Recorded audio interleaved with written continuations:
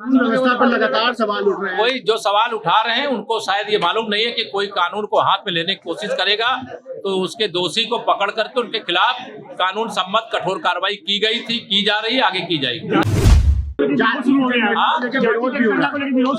देखिए जो क्या है, जो मैंने कहा जाति जनगणना करने वाले शुद्ध रूप से राजनीति कर रहे हैं। मैं जाति जनगणना का व्यक्तिगत तौर से विरोधी नहीं हूँ, मैं समर्थक हूँ। लेकिन जो आज जाति जनगणना की बात कर रहे हैं वो सत्ता में थे तो जिन जातियों की बात कर रहे हैं उन जातियों के लिए क्या किया? वो क्यों गरीब रह गए? वो क्यों अनपढ़ रह गए? वो क्यों रोजगार से विहीन रह गए? उनका जीवन स्तर क्यों नहीं सुधरा? उसका अगर कोई अपराधी है तो सपा बसपा कांग्रेस। बैठक हुई थी मुख्यमंत्री के सभी थानों से किया था, उसमें कानून व्यवस्था को लेकर प्रयास नहीं, जहाँ समीक्षा हुई होगी, जहाँ गड़बड़ी होगी उस पर तो सरकार ध्यान देगी। पर भी नहीं पकड़ी गई है, ये सब अब वो पुलिस पकड़ने का प्रयास कर रही है, जब होगा पकड़ जाएंगे तो आपको दिखा दिया। चुनाव की तैयारी कर रहे हैं फूलपुर से? हम तो 80 सीटों की तैयारी कर रहे हैं। ताकि उनके यहाँ ईडी की छापेमारी हुई है लेकिन गिरफ्तारी हुई है, ये मैं आपसे सुन रहा हूँ। यह स्पष्ट है कि अगर कोई भ्रष्ट है तो उसके खिलाफ जो देश की जांच करने वाली एजेंसियां वो आजाद रूप से जांच करती हैं, निष्पक्ष रूप से जांच करती हैं। और कोई भ्रष्टाचार का दोषी होगा, कोई गड़बड़ी करने का दोषी होगा तो एजेंसियां पकड़ती हैं, वो पकड़ेंगी। अभी तो हम लोग प्रयागराज के विकास को पंख कैसे लगे, कैसे 2025 के कुंभ से पहले हम प्रयागराज को पूरे देश में सबसे बढ़िया सजा दें, सबसे बढ़िया संवार दें, सबसे अच्छी सड़कें बना दें, अधिक से अधिक पुल बना दें, गरीबों को अधिक से अधिक गरीब कल्याण की योजनाएं उपलब्ध करा दें, कैसे स्मार्ट सिटी को पूरे देश की स्मार्ट सिटियों में सबसे अच्छी सिटी बना दें, कैसे पूरे शहर को सबसे स्वच्छ शहर बना दें, कैसे रोजगार के अधिक से अधिक अवसर प्रयागराज में ला दें, कैसे उत्तर प्रदेश के अंदर और प्रयाग के अंदर कानून व्यवस्था को चुस्त दुरुस्त रखने का काम करें, कैसे भू माफियाओं से जो अवैध रूप से कब्जे हैं उनको खाली करा दे, कैसे गरीब को प्रधानमंत्री आवास, मुख्यमंत्री आवास योजना का लाभ दिला दे। यह सारे विषयों को लेकर के हम प्रयास कर रहे हैं और हमें पूरा विश्वास है कि जिस प्रकार से 7 साल लगभग प्रदेश में और 9.5 साल लगभग देश में माननीय प्रधानमंत्री मोदी जी के मार्गदर्शन में, माननीय मुख्यमंत्री जी के अगुवाई में हम लोगों ने प्रयागराज को 2014 के पहले भी देखा है, 17 के पहले भी देखा है और आज भी देख रहे हैं।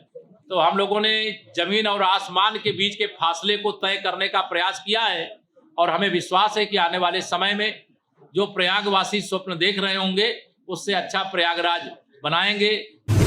हाँ। जो सड़कों का चौड़ीकरण कार्य चल रहा है उसमें विद्युत के पोलों को बिना शिफ्ट किए गए कार्य चल रहा है, जो आकस्मिक दुर्घटना नहीं, उसका विद्युत पोल शिफ्ट करने नहीं, उसका रोड में देखिए, कभी भी कोई भी चौड़ीकरण चलता है तो यूटिलिटी शिफ्टिंग का काम होता है।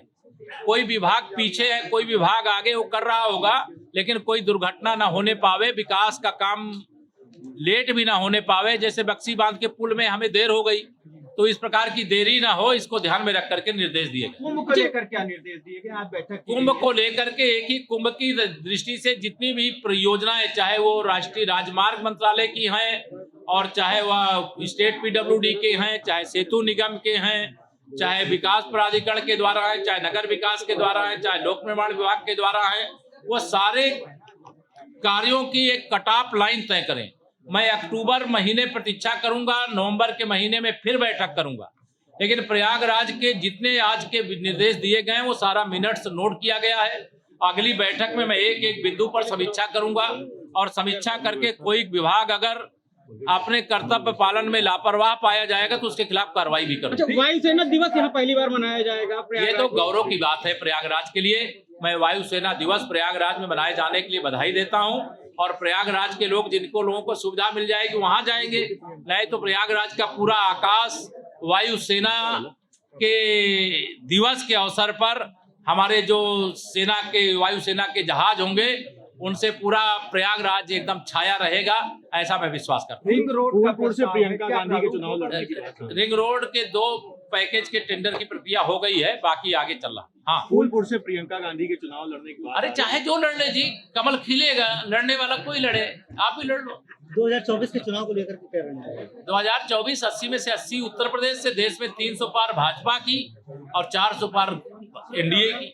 सीटें रहेंगी, तीसरी बार मोदी जी देश के प्रधानमंत्री बनेंगे। बिहार में गणना हुई, उसके आंकड़े आ गए, किस तरह से आप सरकार इसको देखती है? देखिए, ये सब 2024 के लोकसभा चुनाव से पहले अभी इस प्रकार के बहुत सारे विपक्ष की ओर से पिटारे से मटेरियल निकलेंगे, लेकिन अगर ये सब पिछड़ों के हितैषी होते, अनुसूचित जाति अनुसूचित जनजाति के हितैषी होते, तो निश्चित तौर से मैं कह सकता हूं कि जब ये सत्ता में थे तो कुछ इनके लिए करते।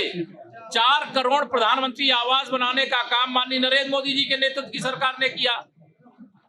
देश के अंदर 12.5 करोड़ लोगों को उज्ज्वला योजना का कनेक्शन दिया। देश के अंदर 52 करोड़ से अधिक प्रधानमंत्री जनधन के खाते खोलने का काम किया। 30 लाख करोड़ से अधिक की राशि डीबीटी के माध्यम से लोगों के खाते में भेजने का काम किया। पीएम स्वनिधि केवल अकेले प्रयागराज में लगभग 50,000 लोगों को केवल मोदी जी की गारंटी पर आधार कार्ड के आधार पर बैंकों से लोन मिला है। छोटी छोटी अपनी दुकानें चला करके अपने परिवार का पालन पोषण कर रहे हैं।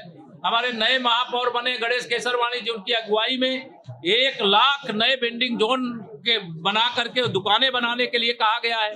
यहाँ गरीब कल्याण के लिए हमारी सरकार काम कर रही है। उन लोगों ने काम नहीं किया, इसलिए बातें कर रहे हैं, सिगुफे छोड़ रहे हैं, फर्जीगिरी कर रहे हैं। लेकिन सच्चाई यह है कि भाजपा ने किया था, भाजपा कर रही है, भाजपा करेगी। इस चैनल को देखने के लिए लाइक करें, सब्सक्राइब करें और बेल आइकन दबाना ना भूलें।